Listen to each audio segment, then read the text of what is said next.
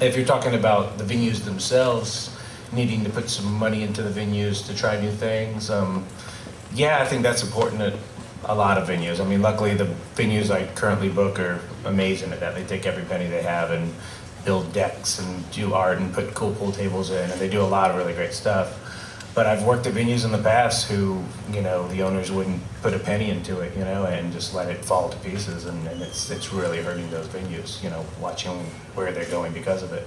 So yeah, I think that's hugely important. I think if you know, just if you were in a band and you stopped writing new material or didn't want to tour because you didn't feel like it, I mean, a venue is such a huge part of what brings people out and what has bands wanting to play there. And if you have a crappy sound system and you don't want to replace the old speakers, or you don't want to paint the walls, or you don't want to fix things, then yeah, less people are going to come and less people are going to be more likely to try a new room. But if you know, put as much into the venue as bands are putting into their art, I mean, you really got to treat it like something that matters, then it's going to be just as vital and important a piece of making the show happen.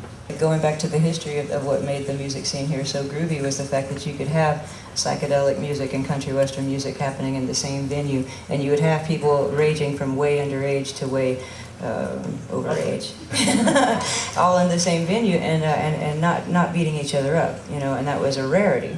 This is also one of the places, if you listen to anything that like Bob Dylan has ever said about his tour, where he was, the Judas tour, where he was booed, this was the first city that didn't do that to him. And it's because I think people had an adventurous spirit about them.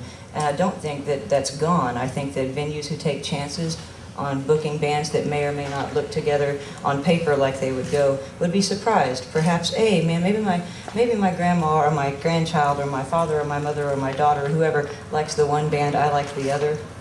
And you'd be surprised how much you like, you know, if you go and give it a chance. And I love the Save Austin Music thing of just go see one band a month, take a chance, you know, take a chance. Venues as well, though, taking a chance on booking bands that don't play the same stuff, I think is a great idea. Historically, I think a lot of Austin clubs, or a lot of Texas clubs for that matter, made a big mistake when the drinking age, or not drinking age, but when drinking hours went from midnight to 2. Right. They kept putting the headliner last, and like along the eastern seaboard, headliner's middle, and the last act is kind of the opening act here. And for a lot of folks, I think that something like that would work really, really well. And I mean, it still gives that opening band a shot, it's just their last instead of first. So instead of playing to fewer people at, you know, 8 o'clock at night, they're playing to fewer people at 12:30 at night. It is, but I mean, I'm not a club owner. yeah, so. it's a kind of a catch-22 though. I mean, like I said, I mean, when I worked at Emo's, bartenders gave me so much shit about it. Like, God, that last half hour, you don't know how much money we make, like for last call, and that people were not for it. And then yet at Mohawk, I mean, people love it. We have an inside room, so we have a show afterwards and people can stick around and keep drinking. Really, it just starts people drinking at 8 instead of 10. You still make the same money.